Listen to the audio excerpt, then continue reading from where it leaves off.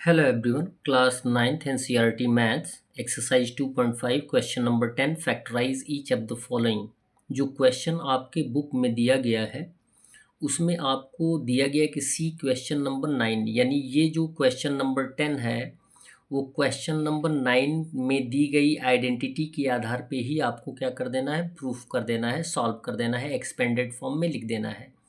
First question दिया गया 27y³ plus 125z³। अब यहाँ पे ये इसको मान लेते हैं x³, इसको मान लेते हैं y³।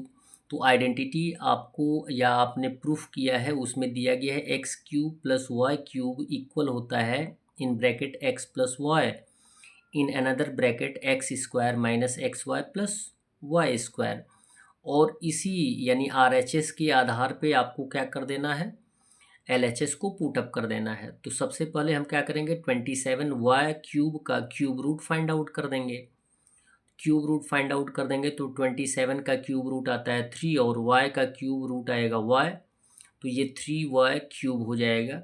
प्लस 125 का क्यूब रूट होता है 5 और z³ यानी z³ का क्यूब रूट हो जाएगा z, इट मीन्स हो जाएगा 5z³। तो आपका x का वैल्यू आ जाएगा 3y और y का वैल्यू आ जाएगा 5y। अब हम एक्सपेंडेड फॉर्म में पुटअप कर देंगे। एक्सपेंडेड फॉर्म में क्या दिया गया x प्लस वाई, तो ब्रैकेट में लिखेंगे x का वैल्यू और y का वैल्यू। x का वैल्यू 3y प्लस y का वैल्यू 5z।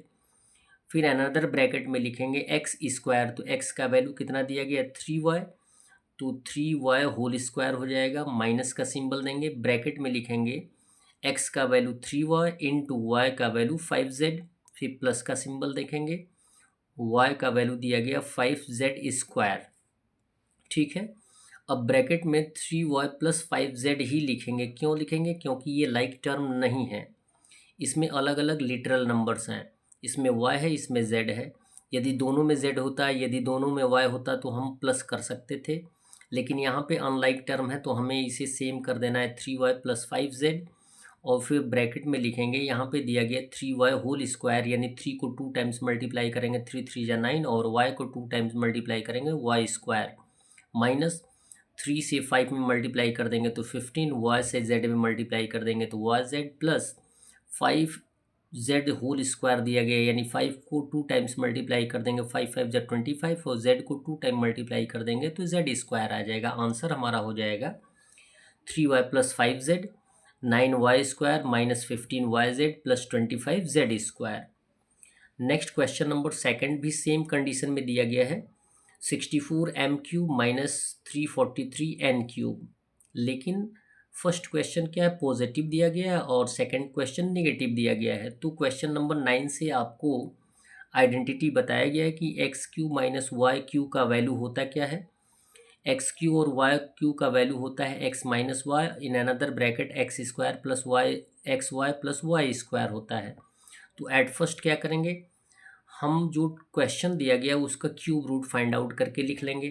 तो देखेंगे कि 64 जो है 4 को 3 टाइम्स मल्टीप्लाई करने के बाद आता है, तो 64m³ का वैल्यू हो जाएगा 4m³।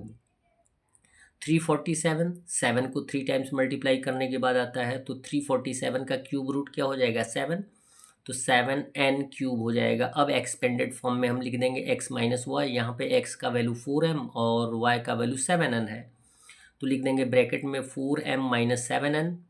फिर यहाँ पे दिए गए x², x का वैल्यू 4m आया तो 4m² प्लस का सिंबल, xy है तो x का वैल्यू 4m इंटू y का वैल्यू 7n और फिर उसके बाद प्लस का सिंबल दिया गया, फिर दिया गया y², तो y का वैल्यू 7n होल स्क्वायर हो जाएगा। 4m माइनस 7n सेम रहेगा, यहाँ पे 4² है तो 4 4 जा हो जाएगा 16, m² है तो m², 16m² हो जाएगा, प्लस 4 7 जा 28 mn हो जाएगा मल्टीप्लाई करने पर, प्लस 7 7 जा हो जाएगा 49 n²। ये हो जाएगा हमारा expanded form as an answer. That's all. Video को लाइक करें और चैनल को अवश्य सब्सक्राइब करें। धन्यवाद।